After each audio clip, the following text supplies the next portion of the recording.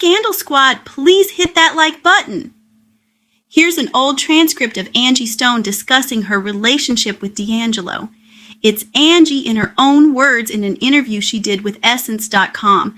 This interview has since been removed from their site. Angie Stone will be referred to as AS. Well, it's hard to believe that you ever chose the wrong men because you're known for attracting the young, beautiful brothers. We're trying to find out Miss Angie's secret. Laughs. I know that seems to be the word. I think because D'Angelo was my first relationship, people think that I only date young men.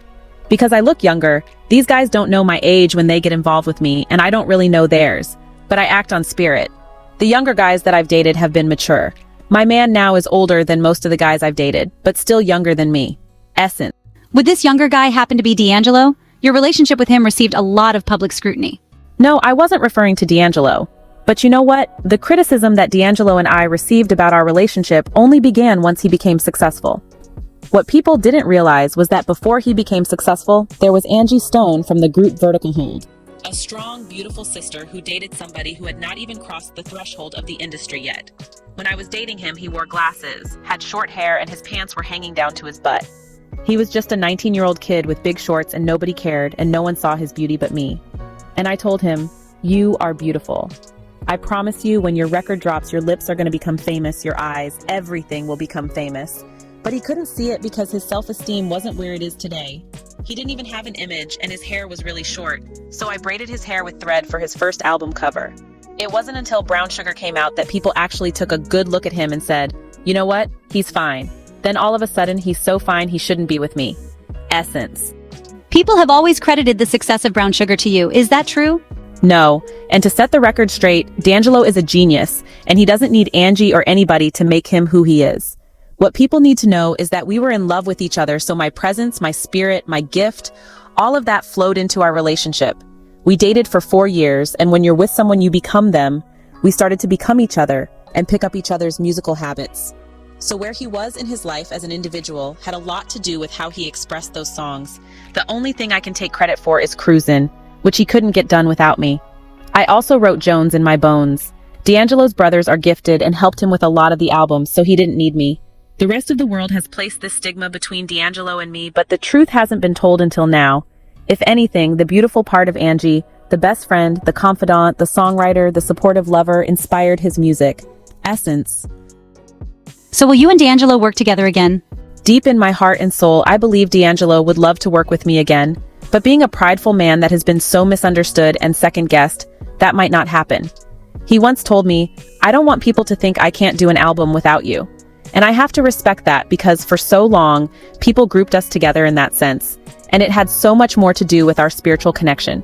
We work extremely well together, but I have a respect for him as a musician, as a black man, because I understand the pressure of the will to do greatness with the odds against you, and your spirit has been broken.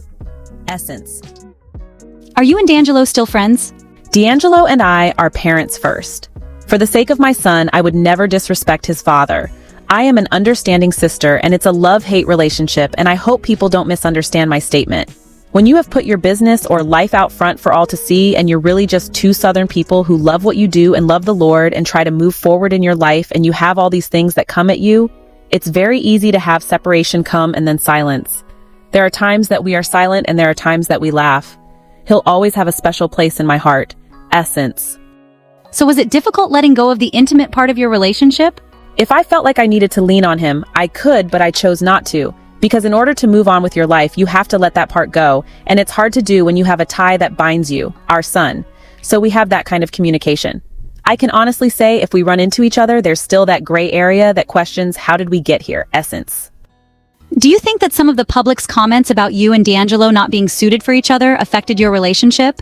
No, D'Angelo and I didn't make it, and he ended up with another woman, and they have a beautiful daughter, and everything is cool because if that's what you do, then that's what you do. But it doesn't discredit me because my inner beauty is going to surpass any chick in the game. Anybody who knows me knows that I don't have a qualm about how I look because I'm so proud of who I am on the inside. When you have a heart like mine, I'll go up against the baddest one and it won't matter. Did you ever feel like you had to work harder on your relationship once he became a superstar? D'Angelo is very possessive of the women he loves and had a major jealous streak. Even now, it's still major and we haven't been together for 10 years. When he became a superstar, I never gave him cause to look twice because he had me so in check I wouldn't even turn my head if we were driving on a freeway because he didn't play that. Does he get to see your 10-year-old son Michael often?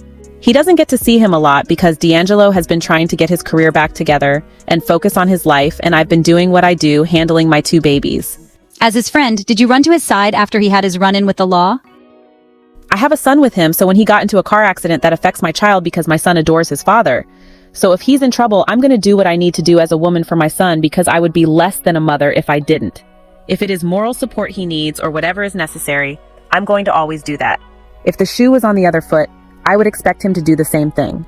I didn't drop everything, but I took time out so that my son wouldn't hear all these rumors and I had firsthand knowledge of what was going on with my child's father so that I could be what I needed to be as a mother for my son. Essence.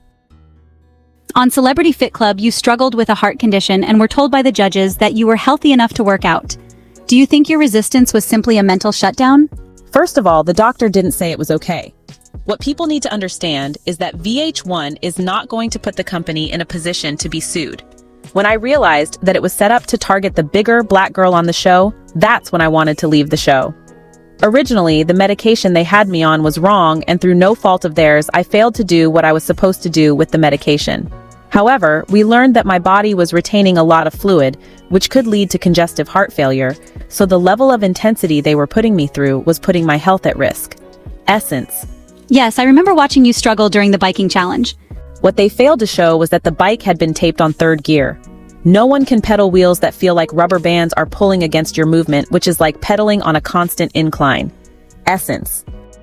Were there any benefits to your participation on the show? Now, I'm not saying it's all bad.